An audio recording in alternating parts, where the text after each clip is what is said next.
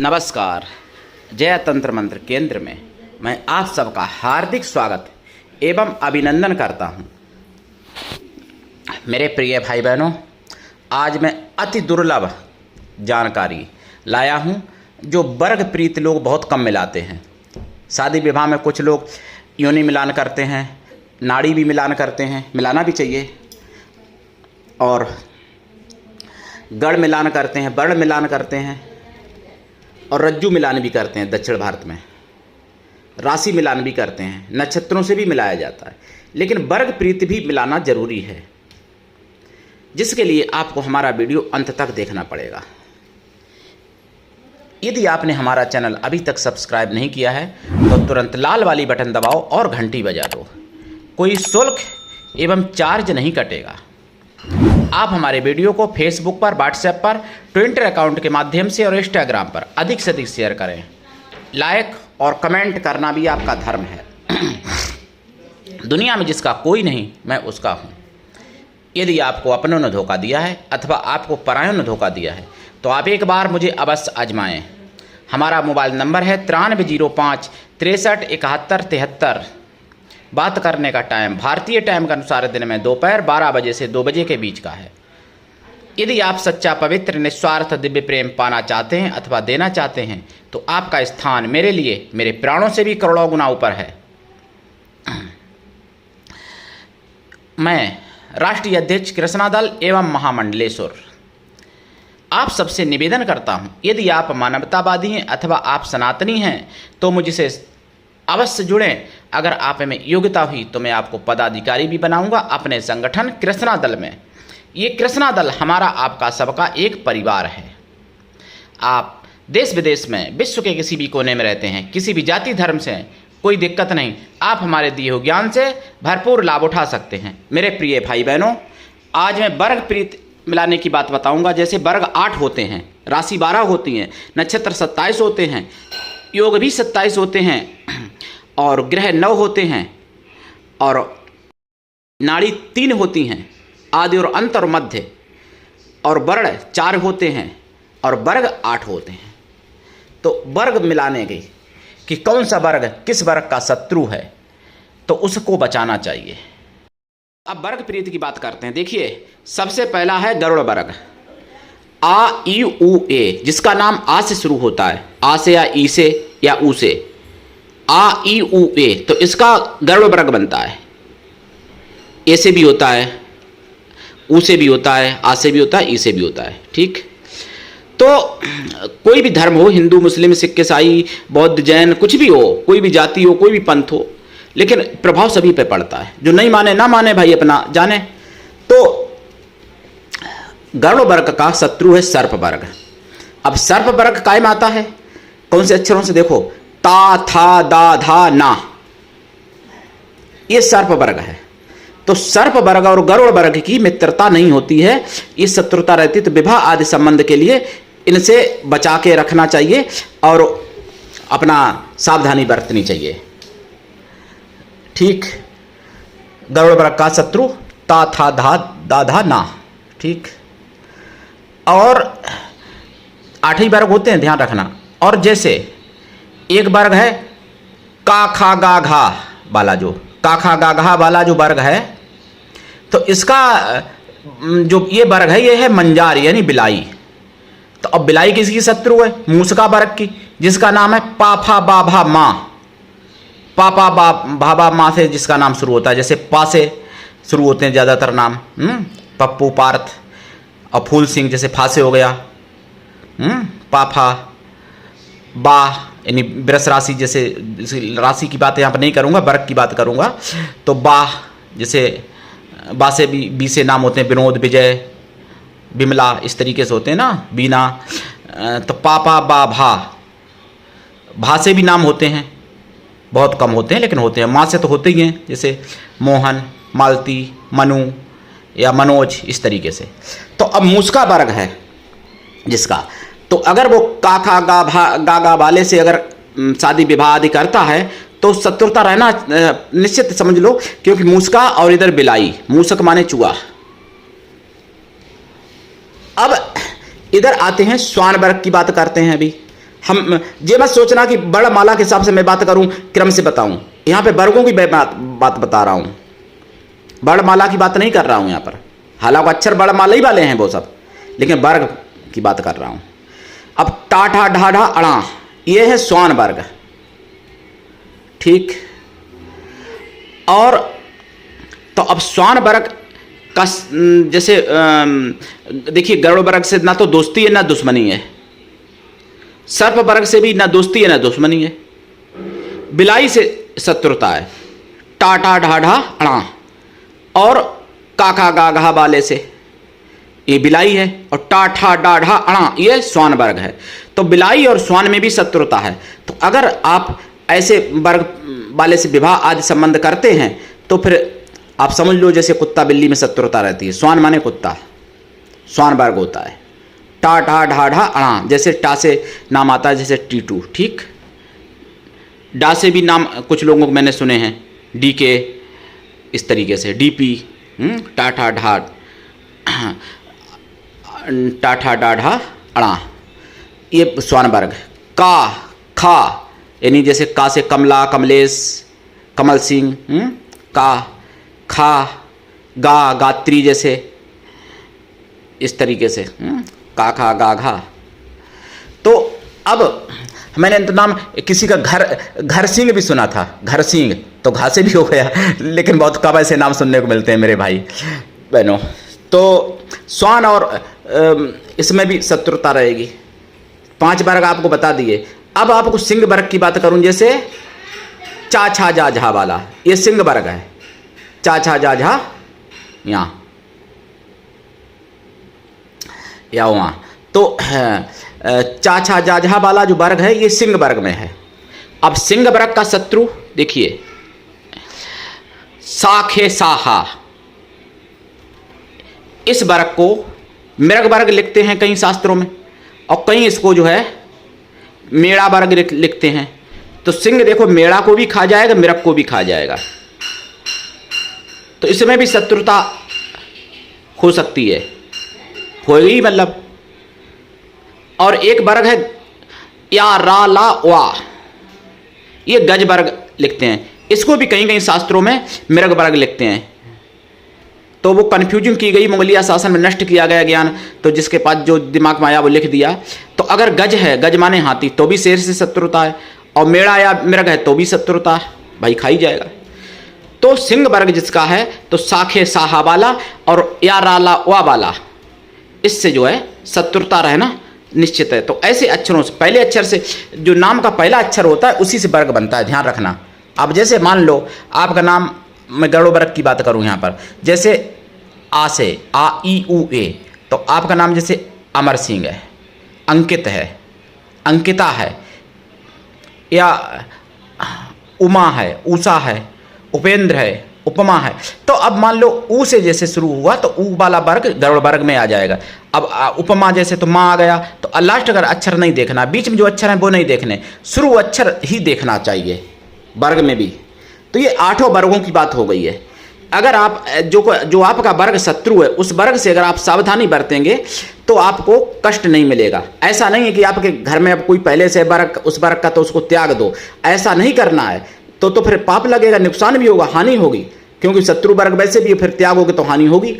तो उससे फिर मित्रता बनाने की कोशिश करें, ज़्यादा से ज़्यादा उसके मन की पूरी करने की कोशिश करें, मनसा उसकी, अगर पहले से ऐसे वर्ग में। तो और अगर कोई आपके वर्ग में बाद में आता है, जैसे शादी विवाह करना है, तो फिर शत्रु वर्ग बचा दें। अगर बच्चों के नाम रखना है तो शत्रु वर्ग बचा के रखें नाम, तो आपको लाभ मिलेगा, कष्ट नहीं मिलेगा। अब फिर भी ऐसे, फिर भी कुछ हिंदू विरोधी, सनातन विरोधी अगर मूर्खों को संदेह है तो फिर उनको नाली के पानी में डूब के मर जाना चाहिए।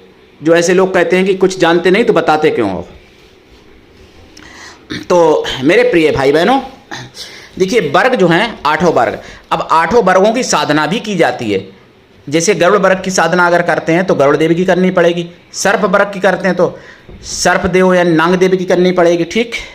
अब आप कहोगे बिलाई की कैसे करेंगे? बिलाई की भी एक देवी होती है, बामटी देवी, मंजारी साधना वो भी की जाती है। मंजारी साधना होती है, मंजारी तंत्र भी होता है, होता था मतलब नष्ट कर दिया मुगलिया शासन। अब तो पढ़ाई के कोर्स में एक मंजरी तंत्र किताब आती है जिसमें केवल नाम है मंजरी तंत्र, लेकिन पहले मंजरी तंत्र होता था मुगलिया शासन से पहले। तो मंजरी तंत्र होता था, मूसका तंत्र भी होता था। तो मूसका देव की भी साधना की जाती, मंजरी की भी साधना की जाती है और सर्पदेव की जाती है। सिंह की पूजा तो होती है माता के साथ में। मृग की भी साधना की जाती है। मृग वाहिनी वायवी देवी हैं, ऐसा यानी वायुदेव मृग पे ही बैठते हैं, हरित मृग पे। तो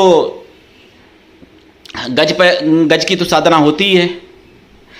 गजेंद्र मोक्ष स्त्रोत भी पढ़ा जाता है। गजेंद्र और गज ऐरावत की पूजा होती है। वैसे ही गजों की पूजा होती है। पहले एक त्यौहार होता था जिसमें हाथियों की पूजा होती थी, कौरव पांडवों ने जो करवाई थी अपनी माँ से। तो पांडव इंद्र का हाथी मंगाए थे। तो इस तरीके से मैं आपको बता दूं, ये वर्गों की भी साधनाएं की जाती हैं, 8 वर्गों की। तो इससे क्या होता है, जैसे जो आपका वर्ग है और उस वर्ग की अगर आप साधना कर लेते हो तो आपके जीवन में हमेशा ऊंचाइयां आएंगी। ये मतलब हमेशा आप ऊंचाइयों पे चढ़ते रहोगे, कभी नीचे गिरने का नाम नहीं लोगे आप। और गरुड़ वर्ग जिसका है वो तो वैसे भी उड़ता है, वो तो वैसे भी तरक्की करता है, लेकिन फिर भी अगर साधना कर लेता है तो फिर जरूर करेगा तरक्की। 8 वर्ग करते हैं, ये समझ लो। ऐसा नहीं कि मूसका वर्ग है तो मूसका वर्ग कुछ नहीं। मूसका वर्ग का बहुत बड़ा प्रभाव होता है। कार्य सिद्धि में मूसका वर्ग सबसे आगे है और राज्य प्राप्ति में गज वर्ग। ऐसी 8 वर्गों की विशेषताएं अलग अलग हैं, समझ रहे मेरी बात को। तो इस तरीके से आप 8 वर्गों की साधना कर सकते हैं। और जिनको कुछ आता जाता नहीं है या तो वो भी इस बात को कह सकते हैं कि ये कुछ भी नहीं है, टाइम पास ज्ञान है। लेकिन ये वर्ग वाली बात ऐसा है कि अगर आप इस ज्ञान को वास्तव में अपने जीवन में उतारते हो तो आपका जीवन बदल जाएगा, इसमें कोई संदेह नहीं है। मेरी 100% गारंटी है, ऐसे समझ लो मेरे प्रिय भाई बहनों। साधना करें, दीक्षा लेके साधना करें। बिना दीक्षा के कभी भी किसी भी प्रकार की कोई साधना नहीं होती है। और गुरु भी ऐसा होना चाहिए जो शिष्य से कुछ भी ना ले। शिष्य भी ऐसा होना चाहिए जो गुरु को सब कुछ दे। लेकिन जो सनातन के विरोधी हैं उनसे सावधान रहना, जागते रहो, जगाते रहो। और सनातन के जो विरोधी हैं उनकी लंका लगा दो। जो फर्जी आईडी से कमेंट करते हैं, कभी बार क्या होता है कि सुअर शेर की खाल ओढ़ने से शेर नहीं बन जाता, वो रहता सुअर ही है, उसकी पहचान हो जाती है, लेकिन एक्टिंग करता है शेर बनने की। लेकिन कहाँ से लाओगे वो बल बुद्धि, वो शेर वाली ताकत? तो सुअर लोग जो हैं शेर की खाल ओढ़ने की कोशिश करके ना आए चैनल पर। ये मैं उनको हिदायत दे के कह रहा हूँ, नहीं तो फिर उनको हिंदुस्तान की तो बात छोड़ो, पाकिस्तान में भी जगह नहीं मिलेगी बचने की। तो मेरे प्रिय भाई बहनों, लाभ उठाइए, साधना करिए। अगर हाँ आप सनातन के विरोधी भी हो, लेकिन अगर आपको कुछ फ़ायदा उठाना है तो चुपचाप फ़ायदा उठा लो। मेरी तरफ से कोई मना नहीं है। सनातन धर्म ऐसा धर्म है कि उसके द्वार पर कोई भी भिखारी आ जाता है तो भीख डाल दिया जाता है उसको। सनातनी लोग ऐसा नहीं करते हैं कि हम काफिरों को भीख नहीं डालेंगे अगर मेरी बस्ती में आए। ऐसा ज़्यादा लोगों के यहाँ होता है कि वो हिंदू को भीख नहीं डालते हैं, काफिरों को भीख नहीं डालते हैं। उनको बताया जाता है काफिरों की किसी भी प्रकार से मदद मत करो, काफिरों से हमेशा दूरी बनाओ, काफिर हमेशा सबसे बड़े दुश्मन है, ज़्यादा लोग सभी कहते हैं लगभग। तो ऐसा हमारे सनातन में नहीं है। हमारे यहाँ जो भी अगर आता है भूखा प्यासा है तो उसको भोजन दिया जाता है, खिला दिया जाता है। दुश्मन भी अगर आएगा खाते समय और कह देगा कि भाई मुझे भूख लगी है, महाराज जी खाना खिला दो, तो मैं तो ऐसा हूँ अपनी थाली उसको खिला दूंगा। तो अगर फ़ायदा उठाना है चुपचाप फ़ायदा उठा लो चैनल से। कुछ जानकारी चाहिए कॉल करके ज्ञान ले लो, जो समझ में ना आए। लेकिन उल्टी सीधी कमेंट करोगे तो लंका लगा दी जाएगी तुम्हारी औकात नहीं है कि सामने आके बात कर पाओ। मेरे प्रिय भाई बहनों, जो सनातनी है लाभ उठाएं और साधना करें, दीक्षा लेके साधना करें। और सनातन के विरोधी हैं उनको मैं कड़ी चुनौती देता हूँ, न कभी डरा न कभी डरूंगा। और देश विदेश में भी सनातन का डंका बजाता हूँ। 7 देशों में सनातन का डंका अभी तक बजा चुका हूँ। तुम तो अभी माँ के पेट से नहीं निकल पाए होगे या निकले होगे अभी, और हमको ज्ञान सिखाने लगे कमेंट करके उल्टी सीधी। मेरे प्रिय भाई बहनों, ये भी मूर्खता है। लोग कहते हैं कि संत को क्रोध नहीं करना चाहिए। संत को कभी राक्षस को क्षमा नहीं करना चाहिए, राक्षस पर हमेशा क्रोध करना चाहिए। संतों ने किया था। और कभी भी सज्जन पर और संत को क्रोध नहीं करना चाहिए। जो सज्जन है, जो संत है, जो मतलब अच्छा व्यक्ति है, उस पर कभी क्रोध नहीं करना चाहिए संत को, और उसकी गलतियों को भी क्षमा कर देना चाहिए संत को। लेकिन राक्षस की एक भी गलती क्षमा नहीं करना चाहिए, क्योंकि अगर एक गलती क्षमा करोगे तो वो उससे बड़ी दोबारा गलती करेगा, फिर भी क्षमा करोगे तो उससे बड़ी तीसरी गलती करेगा, फिर भी क्षमा करोगे तो उससे बड़ी चौथी गलती करेगा, फिर भी उससे क्षमा करोगे तो पांचवी गलती करेगा। सुअर का बच्चा कभी शेर नहीं बन सकता। मेरे प्रिय भाई बहनों, उठाइए लाभ, करिए साधना, दीक्षा लेके करिए। और जो मुगलिया शासन में सुअरों ने जो ज्ञान नष्ट कर दिया था, उसी ज्ञान का मैं प्रचार कर रहा हूँ। इसलिए इन सुअरों की लंका लगी जा रही है अपने आप, इसलिए ये उल्टी सीधी गलत कमेंट करते हैं। मेरे भाई बहनों, इस बात को ही समझो, इस चाल को समझो, क्योंकि जो इनके बाप, इनके दादा, इनके जो अरबी घोड़े आए, इनकी दादी नानी के साथ हलाला हवाला क्या क्या किया, और उसके बाद में ये सलवार इनको पहन ली इन्होंने तलवार के डर पर, या फिर किसी लालच में, या फिर गुमराह होके, तो वही लोग जिहादी अपना फर्जी नाम लगा के कमेंट उल्टी सीधी करते हैं चैनल पर। जबकि मैंने कोई गलत नहीं बोला था 12 राशियों में, कोई मैंने अपशब्द नहीं, किसी के लिए अपमानजनक नहीं कहा, लेकिन फिर भी कोई मतलब दुबे नाम से कमेंट किया गलत। कोई बात नहीं, अगर वास्तव में दुबे हो, वास्तव में हिंदू हो, आपका स्वागत है। और फिर शास्त्रार्थ करो, गीता, रामायण, पुराण, वेद, उपनिषद, जहाँ से भी चाहो। और अगर जिहादी हो तो तुम्हारी औकात नहीं है कि तुम शास्त्रार्थ कर पाओ, क्योंकि पूरा अर्थ ही नहीं समझ पाओगे। और सत्य बात तो ये है कि जो ज़्यादा बड़े जिहादी होते हैं उनको कुरान का भी अर्थ सही से नहीं मालूम होता है। जो कुरान उनके मजहब की है, कुरान का भी अर्थ सही से नहीं मालूम होता है उनको, जो जिहादी होते हैं। ये भी बता दूं आपको, अधिकांश ऐसे भी लोग हैं, क्योंकि कुरान में 26 आयतें केवल गलत जो बताई थी वसीम रिजवी ने, उसके अलावा सारी आयतें तो ऐसी नहीं हो सकती हैं ना। कुरान में कई आयतें हैं जिनमें उन 26 आयतों का विरोधाभास भी है कुरान में। तो 26 आयतें जो हैं वही गलत हैं। तो कुरान का भी, पूरी कुरान का भी उनको अर्थ नहीं मालूम है। कुरान 2 प्रकार की होती है, एक में जो सुन्नी की होती हैं, वैसे तो कई प्रकार की हैं कुरान है, लेकिन सुन्नी की जो होती है उसमें 30 पारे होते हैं, जैसे अपने लोगों के अध्याय होते हैं सनातन में किताबों में, और सिया लोगों की उसमें 40 पारे होते हैं कुरान में। तो सही बात कहूँ तो जिहादियों को तो कुरान का भी अर्थ नहीं मालूम होता है पूरा। तो मेरे प्रिय भाई बहनों, लाभ उठाइए, करिए साधना, दीक्षा लेके करिए, और वर्ग प्रीत जरूर मिलान करिए। अगर आप किसी को पार्टनर बनाते हो, किसी से विवाह करते हो, या बच्चों के कोई नाम रखते हो, तो वर्ग, अपने से वर्ग जरूर मिलवा लेना चाहिए किसी पंडित, ज्योतिषी, प्रकांड विद्वान से। क्योंकि छोटे मोटे विद्वान इस बात को नहीं जानते हैं वर्ग प्रीत को, कि वर्ग प्रीत होता क्या है, वर्ग मिलाना।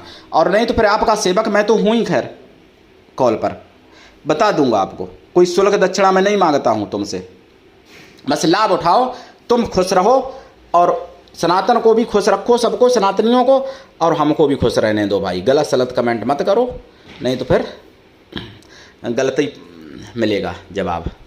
मेरे प्रिय भाई बहनों, आज के लिए इतना ही। धन्यवाद। जय श्री राम, जय सनातन।